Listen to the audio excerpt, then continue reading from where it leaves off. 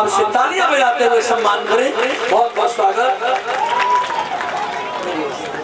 बाके बिहारी लाल की जय हो। राधे राधे।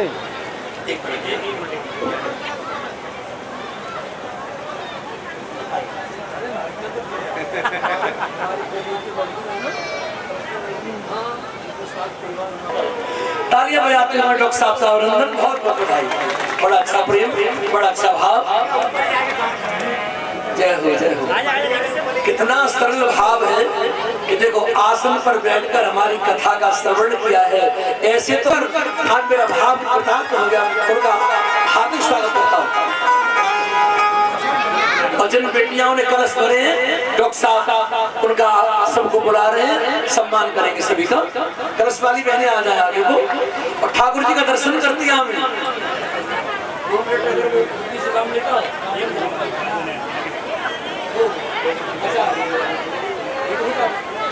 व्यास की गद्दी पर बैठे हमारे शास्त्री जी, इनके सहयोगी लोग,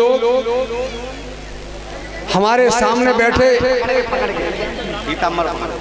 परीक्षित महाराज, यज्ञपति महाराज, इधर बैठे हमारे साधु संत जी, सामने बैठे माताएं बहनें, सभी हमारे इस गांव और मौजा के बहुत बहुत सम्मानित लोग और जिन्होंने ये कथा भागवत कराई है, बहुत पुनीत कार्य किया है। मैं चाहूंगा एक बार ताली बजा के सबका स्वागत कर दें। इस क्षेत्र में जितना भक्ति भावना से जो भी धर्म का काम होता है, जो कराता है, अकेले उसी को लाभ नहीं मिलता। मैं कहना चाहूंगा सभी क्षेत्र वासियों को, क्षेत्र के लोगों को लाभ मिलता है। इसीलिए बहुत पुनीत कार्य है। वो आपके मौजा में हमारा ही विश्वविद्यालय है, इसके बाद वहां तक भी जारी, इसलिए हमें ही फायदा मिलेगा। इसीलिए अरे ऐसे गले में डाल दो, गले में डाल दो, गले में डाल दो।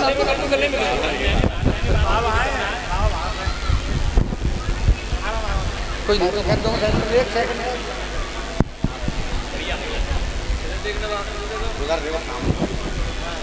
चलो बहुत बहुत धन्यवाद। हमारा यहाँ स्वागत सम्मान किया, मैं सबको बहुत बहुत धन्यवाद बधाई देता हूँ। मैं केवल इतना कहना चाह रहा हूँ, जितनी कथा भागवत हमारे फिरोजाबाद जिले में होती है, मुझे लगता है अन्य जिलों में इतनी नहीं होती। तो यहाँ धर्म के क्षेत्र में काफी लोग खूब अच्छी रुचि लेते हैं और रुचि लेकर अपने बच्चों को एक संस्कार देने का काम करते हैं। तो इसमें यह तथ्य निकलता है कि जो बच्चों में हम संस्कार देते हैं और शिष्टाचार पैदा करते हैं, उन बच्चों को पूरी तरह से धर्म का लाभ मिले और आगे भी बच्चे धर्म के क्षेत्र में हमारे परिवार का नाम रोशन करें, हमारे घर का नाम रोशन करें, हमारे शहर का नाम रोशन करें। ये जरूरी है कि हम अपने बच्चों को सही राह पे ले जाने का काम करें। तो इसमें जो भागवत सुनाई जाती है, तरह तरह के प्रसंग आते हैं, उसमें कई प्रसंगों से हमें प्रेरणा मिलती है। हजारों लोग ये कथा भागवत सुन रहे हैं, 10-20 भी अपने आप में परिवर्तन ले आए तो मान लो कथा भागवत करने हमारा पूरा सार्थक हो गया समय और हमारे बच्चों को पूरी तरह से लाभ मिल गया इसका। थोड़ा सा बोलो तो कर ले।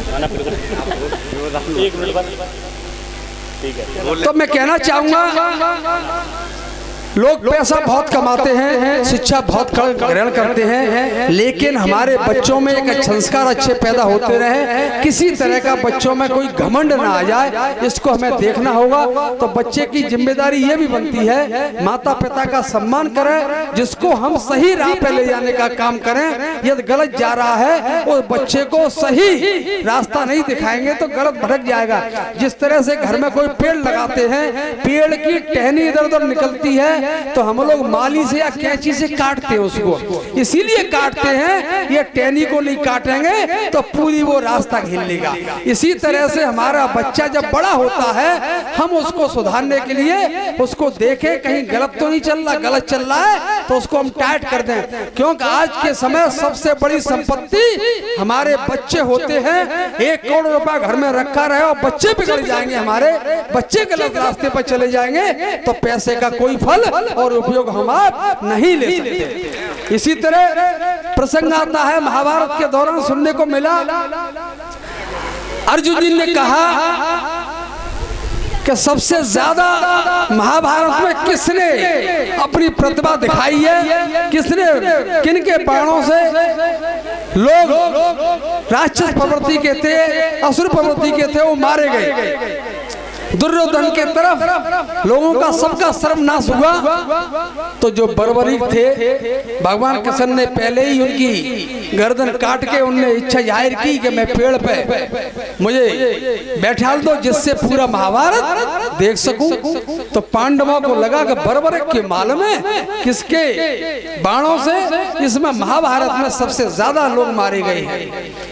तो सारे पांडव भगवान श्री कृष्ण के साथ गए, बर्बरीक से पूछा, ये बताओ तुमने तो पूरा महाभारत युद्ध होते देखा है, सबसे ज्यादा किसने यहाँ प्रतिभा दिखाई, किसके बाणों से जितने लोग मारे गए हैं किसको श्रेय जाता है? तो बर्बरीक बहुत जोर से हंसे। उनने कहा, हंस क्यों रहे भाई? कि मैं हंस तो इसीलिए रहा हूँ तुम सब गलत फहमी में हो।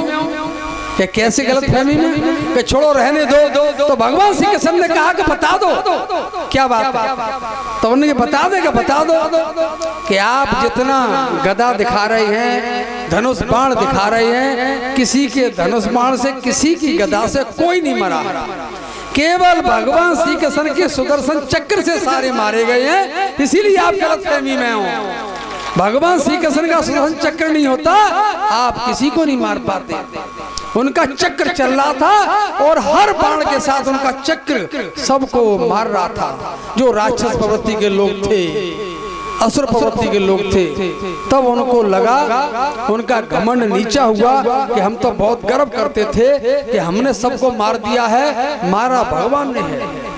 इसी तरह मैं कहना चाहता हूं, हम लोग अपनी ताकत बहुत बढ़ा लें किसी भी क्षेत्र में, आर्थिक क्षेत्र में, सामाजिक क्षेत्र में, व्यापार के क्षेत्र में, राजनीति क्षेत्र में, लेकिन घमंड हमारे अंदर कभी ना आ जाए। घमंड किसी भी कीमत पर आगे आपको कामयाब नहीं होने देगा। जो कुछ करता है वो भगवान कृष्ण कन्हैया ऊपर वाले करते हैं, बिना उनकी मर्जी के कुछ नहीं हो सकता। इसीलिए भागवत का आनंद लेके हम अपने बच्चों में सही संस्कार पैदा करें, बच्चे बड़े होकर हमारे परिवार का नाम, गांव का नाम, क्षेत्र का नाम रोशन करें। अंत में अपनी बात समाप्त करते हुए बहुत बहुत धन्यवाद। और महाराज जी सभी लोग माफ करना, मैंने दखल डाला बीच में। इन ये कलश वाली बेटियों के लिए मैं बोतल लाया हूँ, थर्मस, इसमें रूह अफ़ज़ा मीठा पानी बंद है, आप खोल के मीठा पानी भी पीना, और स्कूल जाऊंगी तो पानी पीने के लिए आपको काम करेगा। बहुत बहुत धन्यवाद। अभी बढ़ दूंगा महाराज।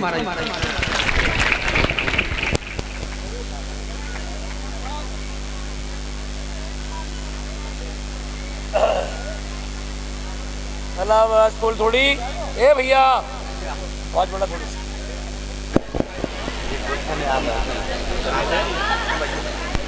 हमारी बच्चियों के लिए बढ़िया गिफ्ट आ रहा है, बहुत बढ़िया, बच्चियां बड़ी खुश है ना। तो एक बार सभी लोग डॉक्टर साहब के लिए ताली बजा दें और स्वागत सम्मान जो भी करना चाहते हैं करें। समय पूर्ण हो ही चुका है, अब केवल बधाई है भगवान की। तब तक आप लोग